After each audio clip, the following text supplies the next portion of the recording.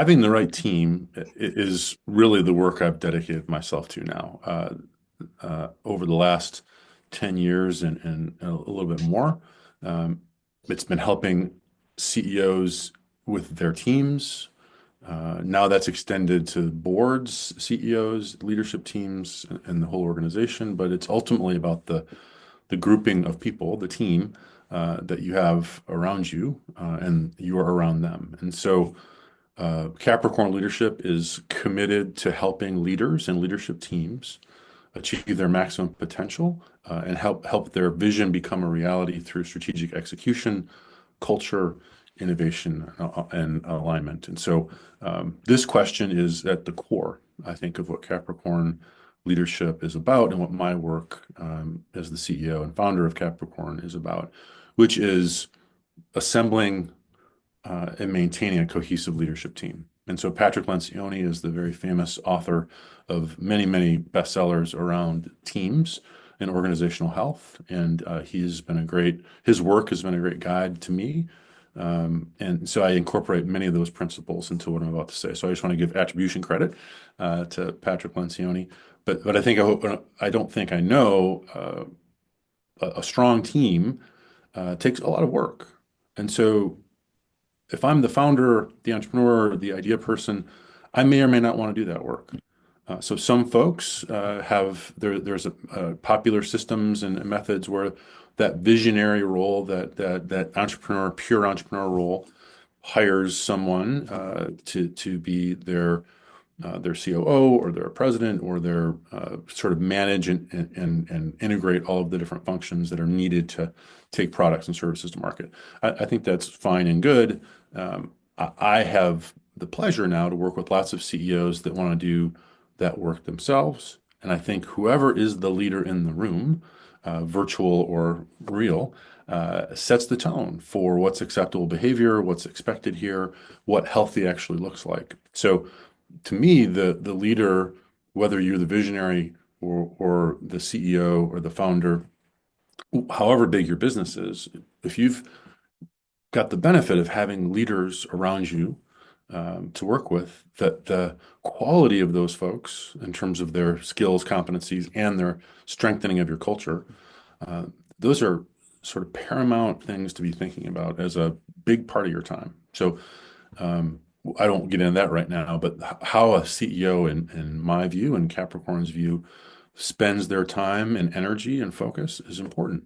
There's a lot in the media these days about the founder mode and about not having one-on-ones, and I think that can be true.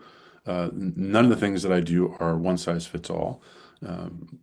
What I have found, my clients, the folks that are attracted to this work, that really want and have teams that they want to get more aligned and more cohesive to be more adaptable as their market changes. They're second stage businesses. They're usually mature businesses that have been around for a while. That's really the focus of this context for this work. And so a CEO, a leader of a team, I think is always thinking about and looking for the right fit. And so Jim Collins famously said, right people, right seats. And he talks about a bus and filling the bus with great talent and then figure out where the bus should go. I think his paraphrase is start with who. I think that's great. What I usually find when I start with clients is they have a team. They have a bus. They're headed in a direction. They may not agree on what that direction is, but they're going somewhere. And so to help assess that group is part of the work. And assessing isn't using a tool or a survey. It's really working together to see where the opportunities are, where the challenges are. And so the filter that I think about often for right people, right seats on a given team is we have to understand what the culture, the behavioral expectations, core values, what those things are. If those aren't clear, if they're not defined, if they aren't really apparent, taught, onboarded that way, hired for that way, there's work to do. There's operational work to do. There's strategic work to do to answer those questions. And then there's work to do to hold people accountable to those standards. And so that to me, I used to a long time ago talk about culture fit. Now, where I've sort of evolved and progressed is it's that people will strengthen the culture. Doesn't mean they're the same. Doesn't mean they have to look like me or talk like me or work like me.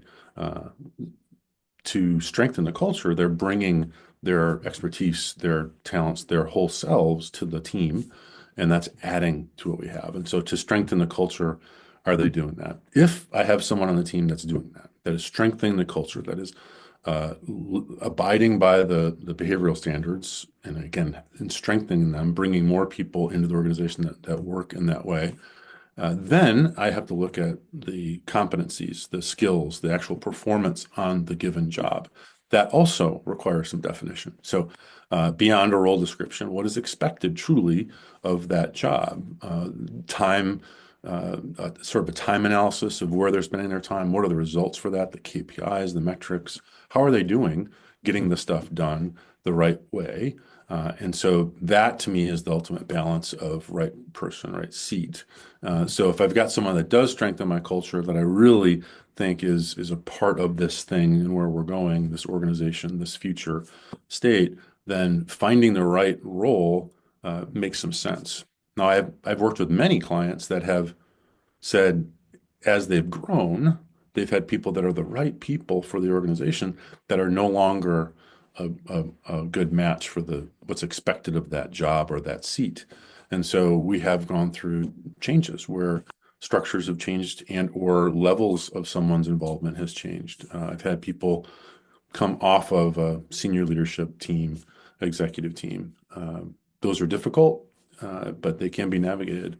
So again, just to summarize, when I think about right people, right seats, why that's so important is the team itself, the performance of the team, I believe sets the tone and is really the direction for the organization. So the team, the leadership team with the CEO and his or her teammates, really it's critical to get that team right, and it's ongoing work. So the health of the team, the cohesion, the alignment, strengthening the culture, getting good results in their individual areas and as a team is part of the work for the CEO that I support them on.